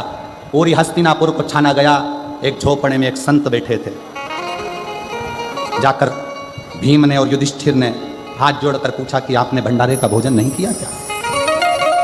संत कहते हैं मैं भोजन करने के लिए आता, पर मुझे थोड़ा सा पुण्य चाहिए। पुण्य? हाँ, महाभारत का चरित्र कहता है भंडारा वो कराता है जिसकी जिंदगी में कोई पुण्य प्रबल हुआ हो, वो भंडारा कराता है। और भंडारा खाने वाला भी वो होता है जिसने जिंदगी में कोई पुण्य करा हो। आजकल एक नया ट्रेक आ गया, हर व्यक्ति अपनी प्रवचन में कहता भंडारा मत खाना, पाप लग जाएगा। ब्याज खा जाना, पाप नहीं लगेगा। लोगों का मकान खा जाओ, पाप नहीं लगेगा। लोगों की प्रॉपर्टी खा जाओ, पाप नहीं लगेगा। भंडारा खा गए तो पाप लग गया। फिर किसी ने कहा भंडारा कराने वाले के पास जो धन आता है ना जाने कैसा कैसा आता है और उसका भाग खाते हो। अगर गलत धन आया होता तो वो जिंदगी में भंडारा नहीं करता, कहीं किटी पार्टी मना रहा होता। अगर गलत धन आता तो भंडारे में नहीं लगता, उसका गलत धन कहीं होटल में, बियर में, दारू में और कहीं मांसाहार में लगता। उसका धन अच्छा था इसलिए उसने भंडारा करा और तुम अच्छे थे इसलिए भंडारा खाए। ये भंडारा नहीं, हमारे सनातन धर्म की एकता को दर्शाता है। भंडारा का प्रसाद जब व्यक्ति खाने बैठता है तो अपना अहंकार छूट जाता है, जमीन पर बैठता है, मांग कर खाता है। बड़ा बड़ा करोड़पति भी जब हाथ फैला कर लेता है तो परमात्मा उसकी झोली खुशियों से भर देता है। वो भंडारा का एक ने प्रवचन में कह दिया भंडारा मत खाओ, दूसरे ने प्रवचन में कह दिया भंडारा मत खाओ, तीसरे ने कह दिया भंडारा मत खाओ। शिव महापुराण की कथा कहती है बस किसी का दिल दुखाना बंद कर दो, किसी का दिल मत दुखाओ और गलत चीज मत खाओ। तुम्हारी मर्जी पड़े उतने भंडारे खाओ, उतने बड़े भंडारे करो। और भगवान से प्रार्थना करो कि आज ये भंडारा कर रहा है मेरे कुबेर भंडारी, ऐसा भंडार मेरा भरना कि एक बार मैं भी भंडारा ऐसा ही करूं। ऐसी ही शिव पुराण की कथा। सनातन धर्म को जोड़ो, तोड़ो नहीं।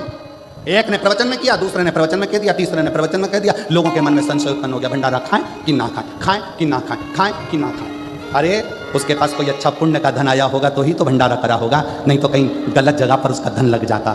तुमने कोई पुण्य करा होगा तभी तो उस भंडारे का प्रसाद, नहीं तो तुम दारू की दुकान की लाइन में लगे होते, भंडारे की लाइन में नहीं लगे होते। तुम्हारा पुण्य प्रबल हुआ तो तुम भंडारे की लाइन में खड़े हो गए। ये तुम्हारी पुण्यता है।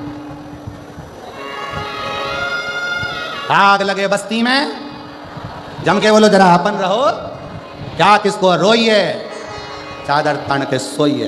बाबा का भजन करो, स्मरण करो। आजकल सोशल मीडिया पे हर कोई डालते रहे, इधर से सुनो उधर से निकालो, बची कुची थी तो झटकारो। सिर पे पल्लू एक साइड का रखने की जगह दो ही साइड का रखो, यहाँ से निकले यहाँ से जाए। जब अच्छी कथा मिले तो एक साइड का पल्लू रखो, क्यों? यहाँ से घुसे पर निकले नहीं। कहने वाला कहता रहेगा, तुम करते रहो, तुम करते रहो।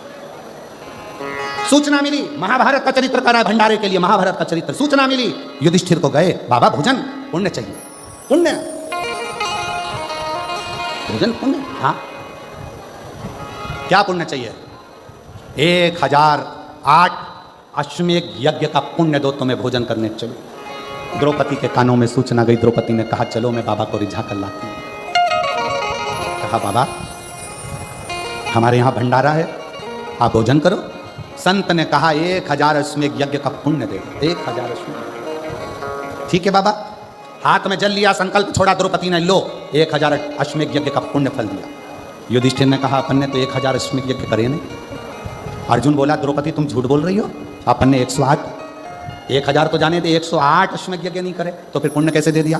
द्रौपदी कहती है बाबा के चरणों में मेरा द्वारकानाथ कहता है, जब हम किसी गुरु के, संत के दरवाजे पर जाते हैं, कथा में जाते हैं, मंदिर जाते हैं, जितने कदम चलकर जाते हैं उतने अश्वमेध यज्ञ हम अपनी जिंदगी के कर लेते हैं, उतने अश्वमेध। द्रौपदी ने 1008 अश्वमेध यज्ञ का पुण्य दिया बाबा को। संत ने जाकर भंडारा प्रसाद ग्रहण करा। इधर का पुण्य और उधर का पुण्य जब मिला तब यज्ञशाला में लगा हुआ घंटा अपने आप बज गया, अपने आप। ये महाभारत का चरित्र कर रहा है, ये महाभारत की कथा कर रही है। सनत कुमारों ने शिव को बिठाकर ज्ञान उपदेश लिया। शिव को पाओ, शंकर को ढूंढने का प्रयास करो, जैसे माता सती ने ढूंढा, जैसे माता पार्वती ने ढूंढा, वैसे आप ढूंढिए शंकर, शिव को। ऐसे एकांत का जो शिवलिंग होता है, एकांत में कहीं भगवान शंकर विराजमान होते हैं, वहां कुछ देर बैठेंगे। संगत थोड़ी सी एकांतेश्वर महादेव की अगर मिल गई तो वो फल देती है। जैसे एक कटोरी चावल, और उस चावल ने अगर पानी का संग कर लिया, अग्नि का संग कर लिया, चावल पानी से जुड़ गया और पानी ने कहा चल मैं तुझे अग्नि का संग करा देता हूं। उसी चावल ने पानी के साथ मिलकर अग्नि का संग कर लिया। चावल एक कटोरी था, पानी और अग्नि का संग करने से एक कटोरी चावल पूरा कुकर भर देता है, एक कटोरी चावल पूरी भगोनी भर देता है, एक कटोरी चावल पूरा बर्तन भर देता है। चावल एक कटोरी था पर पानी का संग मिला, अग्नि का संग मिला तो पूरा कुकर भरा गया, पूरा बर्तन भरा गया। उसी तरह एकांतेश्वर महादेव का जब संग इस संसारिक मनुष्य को प्राप्त होता है तो वो भी खाली झोली भर ही देता है, वो एकांतेश्वर महादेव। शिव कथा कह रही है, विश्वास के साथ मांगा गया, विश्वास के साथ किया गया भजन, खाली नहीं जाए। प्रतिदिन शिव मंदिर तक अगर आप जा रहे हो, प्रतिदिन देवाधिदेव महादेव के शिवालय तक आप जा रहे हो, प्रतिदिन 1 लोटा जल शिव को चढ़ा रहे हो, ये मत सोचना कि महादेव तुमको अभी की अभी दे देंगे। हो सकता है फाइल थोड़ी सी मोटी हो तो काटने में समय लग रहा होगा, पर खाली नहीं रखेगा, झोली भरकर जरूर भेजेगा, ये निश्चित है, निश्चित। इतने लाखों की संख्या में आप इस ग्राउंड के अंदर आए हो,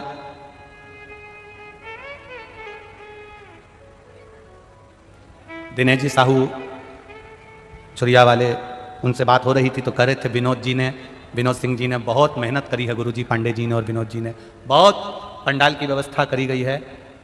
2 दिन तक पंडाल बढ़ाने की जरूरत नहीं पड़ेगी, पर पहले दिन ही आसार खत्म हो गए और इतनी भक्तों की भीड़, जितने नीचे बैठे हैं उससे दुगने आसपास खड़े हैं और बाहर बैठे हैं। ये शिव तत्व है, खाली नहीं जाओगे, तुम्हारा विश्वास भोलेनाथ जी डिगने नहीं देगा। आप आए हो उसके भरोसे तो खाली नहीं भेजेगा। तुमने जितना विश्वास रखकर कथा सुनी है उतना विश्वास रखकर, 7 दिन की कथा है, 7 दिन 2 बजे से 5 बजे तक, भरचक गर्मी भी पड़ेगी, बैसाख का महीना भी है, तुम दान भी कर रहे हो, पुण्य भी कर रहे हो, किसी को 1 गिलास पानी भी पिला रहे हो और उस कथा का तत्व ग्रहण कर रहे हो, खाली नहीं जाएगा। भजन में मन लगा, जितनी देर कथा में बैठो, दूसरों से बात नहीं करना है, व्यवस्थाओं को नहीं देखते हुए सबसे कहना है भैया तुम्हारे पाँव पड़ूं। हमें 3 घंटे की कथा में से 2.5 घंटे मिलते हैं, आधा घंटा तो आशीष भैया ले लेते हैं, 2.5 घंटा मिलता है, उसको हमें सुनने दो। 2.5 घंटे की कथा के लिए सवेरे 6 बजे से जगह संभाल कर बैठते हो, तब जाकर यह कथा प्राप्त होती है। सहजता नहीं।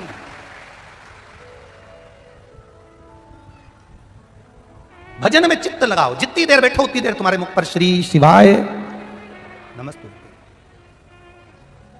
जितनी देर बैठो उतनी देर तुम्हारे मुख पर भगवान का भजन। मार्कंडू जी ने एकांत में शिव जी का पूजन करा, शंकर भगवान प्रकट हो गए, प्रसन्न हो गए।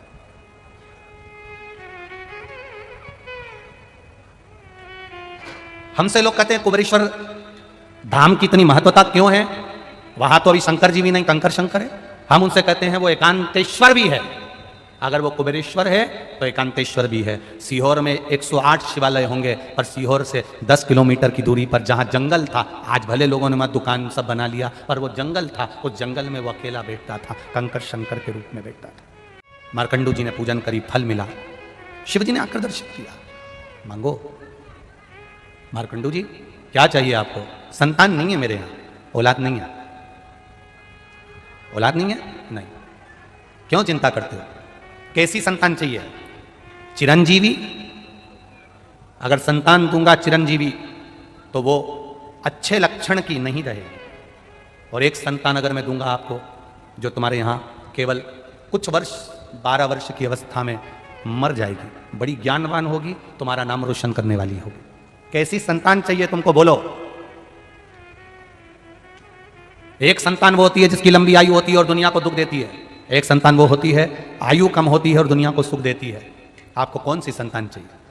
मार्कंडू जी ने कहा जो दुनिया को कष्ट दे ऐसी संतान नहीं चाहिए। भले मेरी औलाद की उम्र कम हो, भले मेरे बच्चे की उम्र कम हो, पर दुनिया को सुख पहुंचाए ऐसी संतान दीजिए। भगवान ने एक बेटा दे दिया जिसका नाम मार्कंडेय हुआ। अवस्था है छोटी, बड़ा ज्ञानी, बड़ा विद्वान। 10 वर्ष की आयु हो गई, मालूम पड़ा कि ये तो मर जाएगा। 12 वर्ष की केवल आयु है इसकी, क्या करा जाए?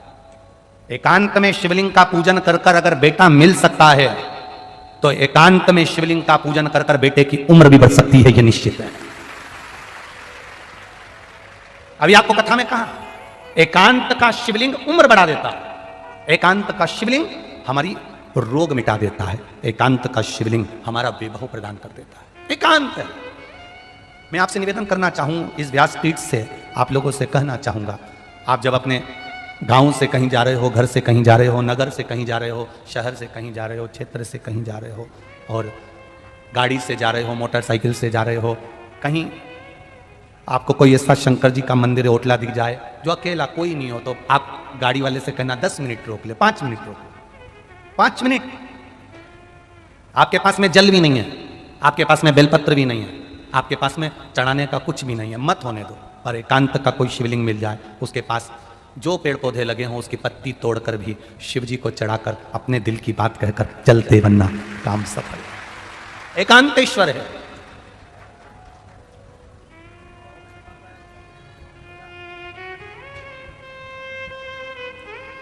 क्या देगा मेरा महादेव ये नहीं मालूम, पर इतना जरूर है वो अपने बच्चों को, अपने भक्तों को दुखी नहीं देखता। अगर अपने भक्तों को दुखी देखता होता, लगभग 1 बजे कथा का समय रहता है, 4 बजे तक, कहीं 2 बजे कथा का समय रहता है, 5 बजे तक। पर अपने टीवी पर जितनी बार भी कथा सुनी होगी, हमने हर बार कहा है, जहां जहां कथा होती है भोलेनाथ अपने हाथ की कृपा की छांव कर लेता है। 1 बजे से 4 बजे हो, चाहे 2 बजे से 5 बजे हो, बच्चों को धूप भी नहीं लगने देता। धूप आती है, थोड़ी देर रहती है, फिर जाती है, फिर आती है, फिर जाती है, फिर आती है, फिर जाती है। और ये एक कथा में नहीं, कई कथाओं से लगातार बाबा की कुछ कृपा करुणा ही ऐसी है कि वो अपनी छत्र छाया बनाकर कथा सुनवाता है। कितना पंडाल लगाएंगे? ये यजमान परिवार पांडे जी हो, विनोद जी हो, या अभी महाराष्ट्र में 1 दिन के लिए कथा करने नंदुरबार गए, वहां रघुवंशी जी हो, कितना पंडाल लगाएंगे? उज्जैन की कथा चाहे बिटले सेवा समिति हो, कितना लगाएंगे? लगाने वाले लगाते जाएंगे, लगाते जाएंगे, लगाते जाएंगे, भक्त बढ़ते चले जाते हैं। जैसी चिंता विनोद जी पांडे जी को है कि कहाँ बैठेंगे, कहाँ पंडाल लगाना है और कितना बढ़ाना है, ऐसी चिंता मेरे महादेव को रहती है कि कोई आया है, खड़ा है, धूप पड़ रही है, आएगा, छाँव करेगा, चले जाएगा। लोगों को लग नहीं पाएगा कि कब आया और कब चले गए, कब आता है, कब जाता है। आप अपनी कथा में मस्त रहो, आप अपनी भक्ति में मस्त रहो, वो आएगा जाएगा मालूम ही नहीं पड़ता। आपकी चित्तवृत्ति परमात्मा में लगी होना चाहिए। अगर एकांत का शिवलिंग मेरे घर में बुढ़ापे में संतान दे सकता है, मार्कंडू जी वृद्ध हो चले थे तब तक उनकी औलाद नहीं थी, उसके सहारे जी, हम उसके बल पर जी। जब आप ये प्रार्थना करो ना, दिल से करा करो, मैं तेरे, आपको ऐसा महसूस होगा आपके पास में कोई घूम रहा है, वो सुन रहा है जिसको आप सुनाना चाहते हो, वो देख रहा है जिसको आप दिखाना चाहते हो, वो कर रहा है, पूरी व्यवस्था वो कर रहा है।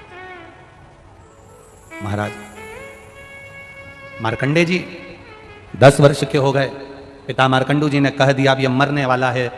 माता पिता के सामने मरेगा तो अच्छा नहीं लगेगा। माँ की स्थिति क्या होती है, पिता की स्थिति क्या होती है, ये माता पिता ही जानते हैं। कुंवारी अवस्था में अगर कोई बच्चा मरता है, माता पिता के सामने कोई प्राण छोड़ देता है, उस माता पिता से पूछो उसकी हालत क्या होती है, चले जाएगा। कहा बच्चे को एक ही चीज सिखाई, सबके चरणों को प्रणाम करना सीख जाओ।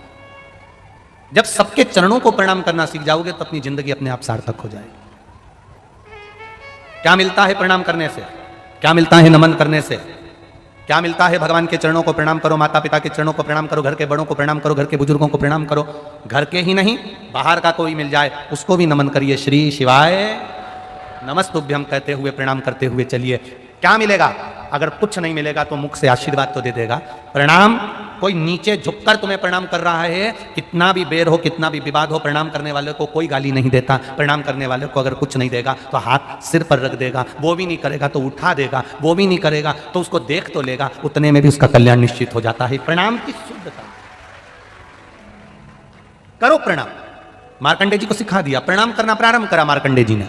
जो मिले उसको नमन, जो मिले उसको प्रणाम। एक बार देवऋषि नारद आ रहे थे, मार्कंडे जी ने उनको देख लिया। देखते से उन्होंने कहा श्रीमन नारायण। मार्कंडे जी जान गए यही नारद जी हैं, अपन इनको पहचानते तो है नहीं, प्रणाम करने में क्या जाता है। उन्होंने दंडवत कर लिया। जैसे ही प्रणाम करा, नारद जी के मुख से निकल गया चिरंजीवी भव। नारद जी ने जैसे कहा चिरंजीवी भव, मार्कंडे जी जैसे उठे तो मार्कंडे जी के सिर पर देखा कि इनकी रेखा तो मस्तिष्क की आधी कटी हुई है, अभी 2 साल में तो ये मरने वाला है। मार्कंडे जी को मैंने आशीर्वाद दे दिया चिरंजीवी भव। नारद जी आधे टेंशन में पड़ गए, गलत गाड़ी में बैठ गए, ये भिलाई जा ही नहीं रही है। जाना था भिलाई, पहुंच गए राजनांदगांव, गलत गाड़ी में बैठ गए। अब नारद जी ने विचार करा करूं तो करूं क्या। नारद जी मार्कंडे जी के पिताजी के पास पहुंच गए। मार्कंडू जी से कहा नमन प्रणाम श्रीमन नारायण। देवऋषि नारद ने जैसे ही प्रणाम किया तो मार्कंडू जी ने पूछा क्या बात है, हम आपके बेटे को हमारे साथ ले जाना चाहते हैं। मार्कंडू जी ने विचार करा बेटा मरने वाला तो है, अच्छा माता पिता से दूर हो जाएगा, प्राण भी छूटेंगे तो दूर छूटेंगे, ले जाओ इसको ले जाओ। अब जो जाने वाला है उसको लेकर जा रहा हूं, चले जाओ। अच्छा देवऋषि नारद ले जा क्यों रहे? देवऋषि नारद को क्या पड़ी कि इसको लेकर जा रहे हैं? उनको ले जाने का केवल एक ही कारण है, अब मैंने आशीर्वाद दे दिया चिरंजीवी भव। ये आशीर्वाद किसी ना किसी के माथे लुढ़काना पड़ेगा। बहुत चतुर होते हैं नारद जी, बहुत चतुर। अब ये इनको ले गए देवऋषि नारद मार्कंडे जी को। सबसे पहले पहुंच गए देवताओं के पास, सारे देवताओं के पास गए। अब इनकी तो आदत में थी मार्कंडे जी के दंडवत करना। इन्होंने जितने देवताओं के यहाँ जाए वहीं झुक के दंडवत कर दे। देवता इतने खुश, चिरंजीवी भव, चिरंजीवी भव। देवऋषि नारद इतने खुश, गाड़ी चेंज। अब अपनी गाड़ी में ये है ही नहीं, अब तो ये दूसरे की गाड़ी में बैठ गए। देवऋषि नारद इनको इंद्र के पास ले गए। इंद्र ने आशीर्वाद दिया चिरंजीवी भव। देवऋषि नारद बोले बहुत बढ़िया महाराज, क्या कहने तुम्हारे, 2 साल में मरने वाला है। इंद्र ने नारद जी के चरण पकड़ लिए, तुम्हारे पांव पड़ूं, आशीर्वाद मेरा गड़बड़ हो गया, कुछ मेरे ऊपर कृपा कर दो। देवऋषि नारद बोले हम भी ऐसे ही फंसे थे जैसे तुम फंसे हो, अब तुम जानो। देवऋषि नारद ने जैसे कहा तो इंद्र मार्कंडे जी को पकड़कर ब्रह्मा जी के पास ले गए। ब्रह्मा जी के चरणों में जैसे मार्कंडे जी ने दंडवत करी तो ब्रह्मा जी ने आशीर्वाद दे दिया चिरंजीवी भव। इंद्र बोले अब हम जा रहे हैं। ब्रह्मा जी ने पूछा क्यों? ये बच्चा 2 साल में मरने वाला है, हम गलत गाड़ी में बैठ गए थे, अब तुम निपटो। अब ब्रह्मा जी चिंता में पड़ गए, हम ही ने तो भाग्य लिखा है इसका कि ये 12 साल में मर जाएगा, केवल 2 साल बचे थे, अब तो 1.5 बच्चे घूमते फिरते यहाँ आया है और हमें उलझा दिया इंद्र ने, क्या करें? ब्रह्मा जी उनको पकड़ के ले गए भगवान विष्णु के पास में। जो मार्कंडे जी ने देखा भगवान विष्णु और लक्ष्मी को दंडवत कर ली। जैसे ही दंडवत करी, भगवान के चरण लक्ष्मी जी दबा रही थी, इतनी खुश हो गई, उन्होंने भी कह दिया चिरंजीवी भव। इतने में भगवान विष्णु की दृष्टि गई कि लक्ष्मी मेरा पांव छोड़कर किसको आशीर्वाद दे रही है? जो भगवान विष्णु ने देखा तो कोई बच्चा दंडवत कर रहा था, प्रणाम कर रहा था। भगवान विष्णु ने कह दिया चिरंजीवी भव। ब्रह्मा जी बोले अब हम जा रहे हैं। भगवान विष्णु बोले कहां जा रहे हैं? कि हमारी आफत तुमने ले ली। क्या हुआ? भगवान विष्णु ने पूछा तो ब्रह्मा जी बोले इसकी लेखनी में लिखा है ये मर जाएगा 12 साल में, 1.5 साल बचे हैं। भगवान विष्णु ने लक्ष्मी जी से कहा तू हर किसी को आशीर्वाद दे देती है। लक्ष्मी जी बोली मेरे से गलती हो गई थी, तुमने काहे को गलती करी? तुम तो चतुर थे, तुम्हारा नाम चतुर नारायण है, फिर काहे को आशीर्वाद दिया? भगवान विष्णु ने मन में सोचा अब क्या करे। भगवान विष्णु बोले सारे देवताओं के लिखे को पलटने वाला तो केवल एक ही है और वो देव अधिदेव महादेव है। भगवान विष्णु ने मार्कंडेय जी का हाथ पकड़ा, जंगल में ले जाकर बिठा दिया। जंगल में ले जाकर बिठाकर कहा कि यहां पर एक शिवलिंग लेकर स्थापना कर ले, पूजन करना प्रारंभ कर दे। एक बड़ा सा पत्थर उठाकर लेकर आ गए शिवलिंग की आकृति का और रख लिया और उसकी आराधना करना प्रारंभ करी। जल चढ़ाए, बेलपत्री चढ़ाए, पत्ती चढ़ाए, फूल चढ़ाए। भगवान विष्णु चले गए, अकेला शिवलिंग और अकेला मार्कंडेय पूजन में ऐसा लीन हो गए, एकांतेश्वर महादेव की भक्ति में ऐसे लीन हो गए, ऐसे लीन हो गए। बार बार भगवान विष्णु लक्ष्मी जी को भेजते, देख के आ महादेव आए कि नहीं आए? क्या भी नहीं आए, नहीं आए। मरने में केवल 2 दिन बाकी थे। यमराज ने अपनी सेना तैयार करी, मरने में 2 दिन बाकी थे। 2 दिन पूरे हो चले, 2 घंटे बाकी थे, 2 घंटे पूरे हो चले, 2 मिनट बाकी थे, 2 मिनट पूरे हो चले और शंकर भगवान का शिवलिंग मार्कंडेय जी पकड़े थे। 2 सेकंड में यमदूत नीचे आ रहे थे यमराज के साथ। इतनी देर में महादेव प्रकट होकर कहते हैं मेरा बच्चा कहीं नहीं जा सकता, चिरंजीवी एकांतेश्वर महादेव वहां प्रकट।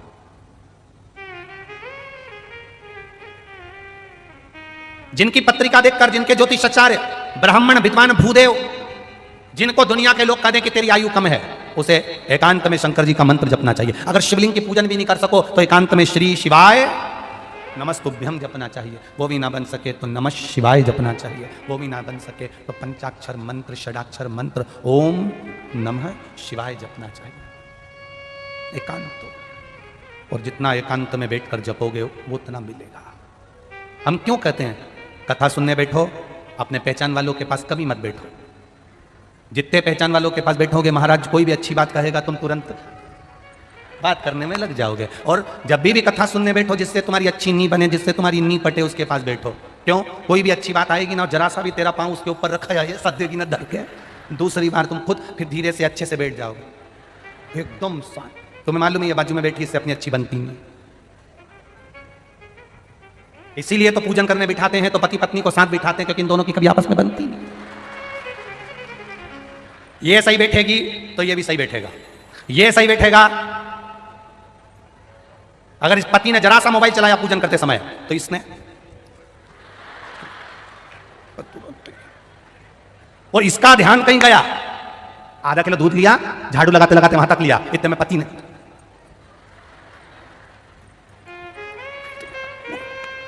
इसीलिए इन दोनों को बिल्कुल साथ में बिठाते, इंडिया और पाकिस्तान को एक साथ, दोनों इनका साथ। अच्छा, भगवान की बड़ी कृपा है पति पत्नी पर भी। ये आपस में प्रेम रहे तो इतना रहे कि एक पानी पूरी को आधा आधा खा ले, इतना प्रेम है। और आपस में प्रेम नहीं रहे तब देखो इन्हें पिज्जा भी अलग अलग चाहिए। प्रेम वाली बात है। केवल भगवान विष्णु ने मार्कंडेय जी को मार्ग बताया था कि एकांत में जाकर भगवान का भजन करना। ये शिव महापुराण की कथा जो भिलाई में हो रही है और आप लोग आस्था चैनल पर सुन रहे हो 2 बजे से 5 बजे तक, सबको सूचना कर दो कि एकांत में पूजन करने का क्या फल होता है। मालूम पड़ना चाहिए कि भगवान विष्णु ने मार्ग बताया था मार्कंडेय जी को, तो मार्कंडेय जी उस मार्ग पर चले तो उनकी उम्र बढ़ गई। जो शिव महापुराण के बताए हुए मार्ग पर चलता है उसकी भी जिंदगी सफल हो जाती है। ये शिव, इसको शिव तत्व